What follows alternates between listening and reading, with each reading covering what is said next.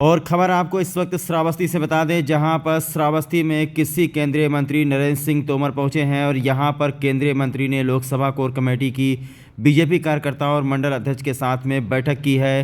पंचायत प्रतिनिधि सम्मेलन में केंद्रीय मंत्री ने शिरकत की। सपा और बसपा कांग्रेस पर जमकर बरसे केंद्रीय मंत्री नरेंद्र सिंह तोमर। ओबीसी आरक्षण की समाप्ति पर विपक्ष के हमले पर किया कटाक्ष। केंद्रीय मंत्री ने समाजवादी पार्टी और बहुजन समाजवादी पार्टी को बताया राजनीतिक दिवालियापन। सलमान खुर्शीद के बयान को बताया कि राहुल गांधी का मजाक उड़ाने का काम कर रहे कांग्रेस पार्टी के नेता। वहीं कोविड वैक्सीन को लेकर के बताया कि पाकिस्तान और भारत के लोगों ने लगवाई मोदी की वैक्सीन। कोरोना वैक्सीन को बताया मोदी वैक्सीन। स्वागत है सभी दर्शकों का ग्रेस श्रावस्ती चैनल पर। चैनल को सब्सक्राइब कर लीजिए ताकि आपको पूरे उत्तर प्रदेश की खबरें हमारे चैनल से मिलती रहें। घंटी का बटन दबाइए ताकि हर खबर का नोटिफिकेशन आपको मिलता रहे। अपने 2 दिवसीय दौरे पर भारत सरकार के केंद्रीय कृषि मंत्री नरेंद्र सिंह तोमर श्रावस्ती पहुंचे, जहां पर उन्होंने जिला मुख्यालय पहुंच करके सरदार वल्लभ भाई पटेल की मूर्ति पर माल्यार्पण कर उन्हें श्रद्धांजलि दी। उसके बाद लोकसभा कोर कमेटी की मंडल अध्यक्ष और भाजपा के पदाधिकारियों के साथ में बैठक की। श्रावस्ती देर रात पहुंचे भारत सरकार के केंद्रीय कृषि मंत्री नरेंद्र सिंह तोमर ने यहां पर पहुंच करके बीजेपी कार्यकर्ताओं के साथ निकाय चुनाव और 2024 की तैयारियों को लेकर के हुंकार भरी। जूनियर हाई स्कूल में पहुंचकर पंचायत प्रतिनिधि सम्मेलन में उन्होंने शिरकत किया, जहां पर उन्होंने केंद्र सरकार के द्वारा चलाई जा रही तमाम योजनाओं के बारे में मौजूदा प्रतिनिधियों को बताया और उनसे कहा कि आप प्रतिनिधि अगर चाहें तो सरकार इतना पैसा देती है कि अपने गांव और क्षेत्र का विकास कर सकते हैं। अगर आप चाहें तो 5 सालों में 5 बड़े कामों को चिन्हित करके हर साल एक काम का निस्तारण कर सकते हैं। वहीं केंद्रीय मंत्री नरेंद्र सिंह तोमर ने कहा कि कोरोना ने एक बार फिर से वापसी की है। पिछले कोरोना काल में हमने भारत के साथ साथ अपने पड़ोसी देश पाकिस्तान को भी मोदी की वैक्सीन उपलब्ध करवाई थी। वह अखिलेश यादव का नाम लिए बगैर उन्होंने उन पर निशाना साधते हुए कहा कि जो लोग भाजपा और मोदी की वैक्सीन से भागते थे उन्होंने भी खुद वैक्सीन लगवाई और अपने पिता को भी वैक्सीन लगवाई। वहीं ओबीसी आरक्षण समाप्ति फैसले को लेकर के मायावती और अखिलेश यादव के बयान पर केंद्रीय मंत्री ने कहा कि उनके बयान पर सिर्फ हंसा ही जा सकता है, क्योंकि किसी मुख्यमंत्री का फैसला नहीं है बल्कि ये कोर्ट का फैसला था।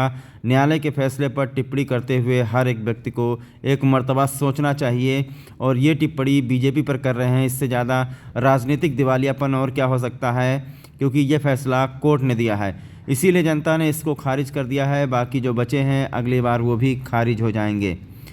वहीं कांग्रेस नेता सलमान खुर्शीद के द्वारा राहुल गांधी को भगवान राम बताने को लेकर के कहा कि सलमान खुर्शीद की किसी की तुलना न करें। इसका महत्व इसलिए नहीं होता कि न सलमान खुर्शीद कोई बड़े मौलवी हैं, ना ही हिंदू धर्म के कोई ज्ञाता हैं। मैं समझता हूं सलमान खुर्शीद को इस तरह की टिप्पणी नहीं करनी चाहिए। इस तरह की टिप्पणी केवल राहुल गांधी का मजाक उड़ाने का अवसर देती है। जहां तक है राहुल गांधी का सवाल है, 20 साल से कांग्रेस के नेता राहुल गांधी को नेता बनने की कोशिश ही कर रहे हैं, लेकिन वह आज तक नेता नहीं बन पाए। आने वाले कल में वह भी नेता नहीं बन पाएंगे। आज ये भारतीय जनता पार्टी की देन है कि जो कल राम का नाम लेने से गुरेज करते थे वो आज राम का नाम जपते हुए नजर आ रहे हैं।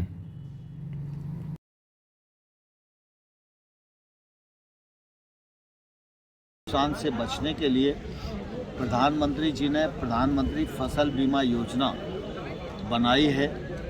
इस योजना के अंतर्गत अभी तक जहाँ किसानों का नुकसान हुआ है उन किसानों को 1,30,000 करोड़ रुपए मुआवजे की भरपाई के रूप में दिए गए।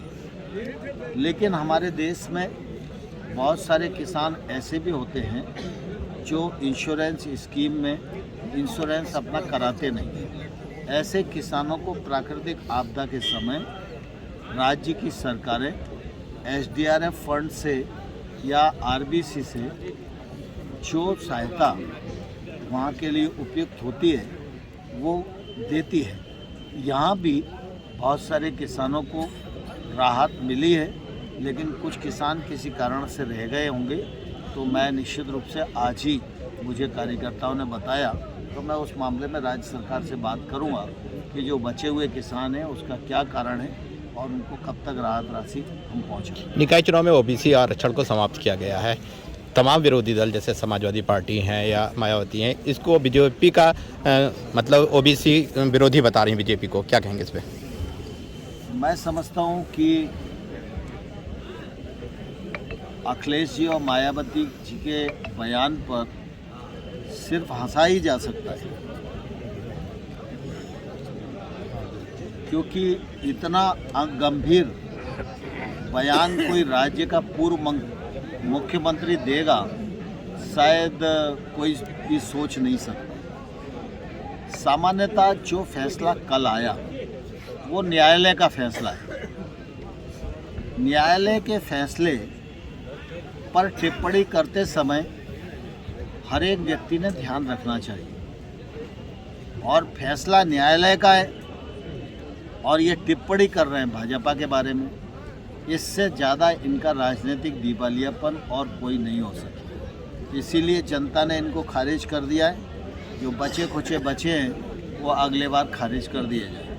एक आखिरी सवाल, कांग्रेस के वरिष्ठ नेता सलमान खुर्शीद ने कहा है राहुल गांधी को भगवान राम की तुलना दी है, क्या कहेंगे इस पे? मैं समझता हूँ कि सलमान खुर्शीद किसी से तुलना करें इसका महत्व इसलिए नहीं है कि न तो सलमान खुर्शीद कोई बड़े मौलवी हैं, ना ही कोई हिंदू धर्म के शास्त्र ज्ञाता है। लेकिन मैं समझता हूँ कि सलमान जी को इस प्रकार की टिप्पणी करने की आवश्यकता नहीं थी। इस प्रकार की टिप्पणी सिर्फ राहुल गांधी का मजाकी उड़ाने का अवसर लोगों को देती है।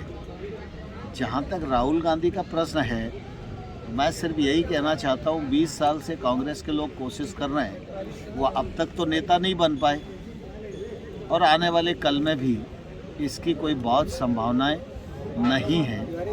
लेकिन मैं इतना ज़रूर कहना चाहता हूँ कि कुल मिला के भारतीय जनता पार्टी की तुष्टीकरण विरोधी दृढ़ संकल्पित नीति का ही परिणाम है कि जो लोग राम का नाम लेने से गुरेज करते हैं वो आज राम राम चिल्ला रहे हैं।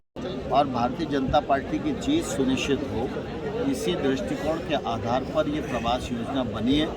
और इस योजना के अंतर्गत जब केंद्रीय मंत्री के प्रवास होते हैं तो हमारे संगठन के लोग उपयुक्त रूप से कार्यक्रम बनाते हैं, जिससे किसी की उपस्थिति का पूरा समय का सदुपयोग किया जा सके।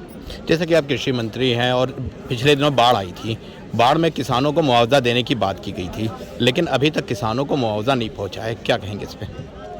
देखिए, दरअसल क्या है कि स्वाभाविक रूप से यह तराई का क्षेत्र है और यहाँ के किसानों को प्राकृतिक प्रकोप की मार झेलना ही पड़ती है।